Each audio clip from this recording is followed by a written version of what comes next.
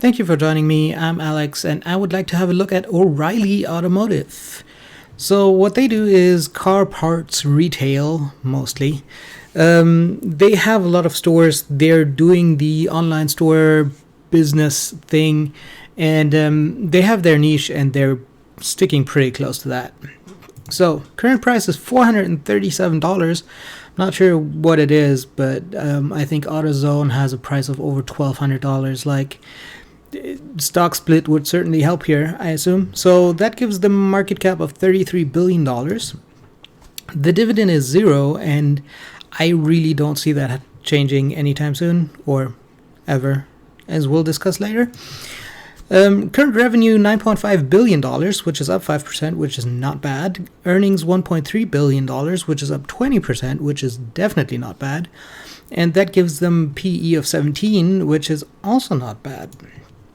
Total assets $7.98 billion, total liabilities $7.6 billion, which gives them a total stockholders' equity of $354 million, which is obviously not optimal, but it's also not terrible. So let's talk about the risk factors first, which means that basically electric cars are coming. And it's a question of when, not if. And that will probably ruin all of these automotive retail businesses because electric cars don't need oil changes. They don't need oil.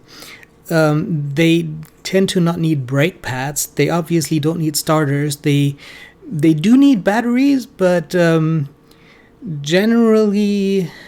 I mean, there's a 12-volt battery still in a Tesla that might need to be replaced at some point, but that is unclear.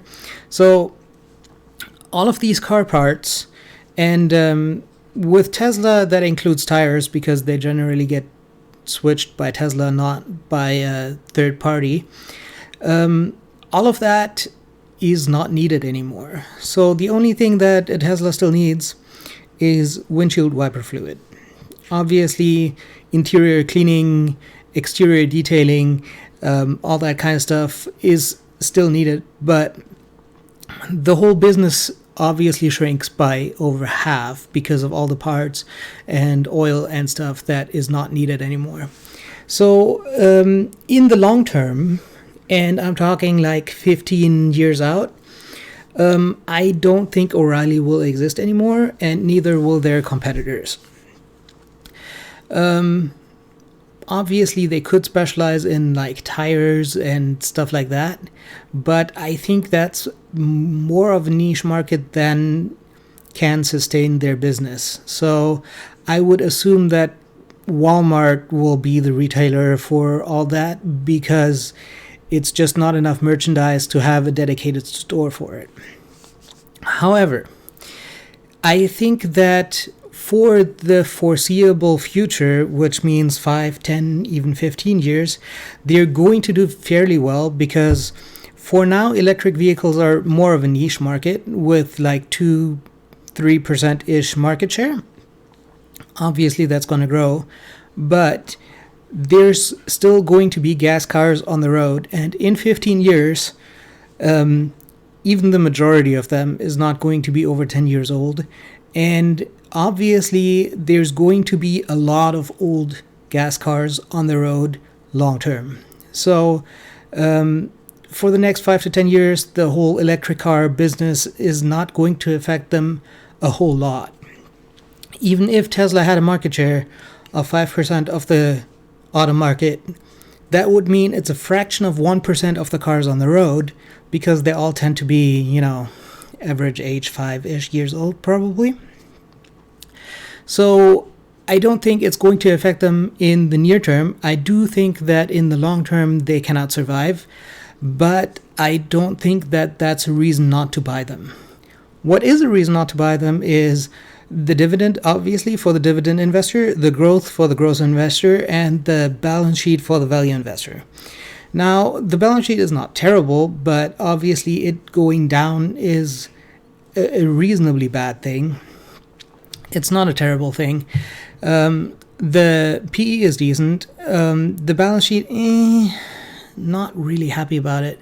But revenue is growing, earnings are growing, and so for a value investor, a case could be made that this is a decent buy at this point.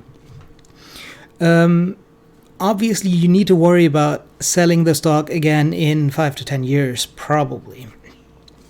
So I think that if you're a buy and hold investor and holding indefinitely, then this is probably not a great stock.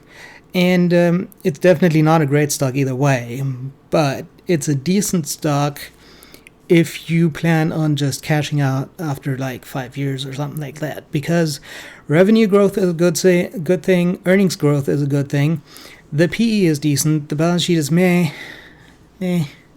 But altogether, I think that for now, this is going to be a decent stock, and that holds true for the next few years at the very least.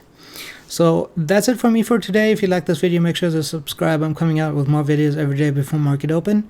I hope you have a successful day.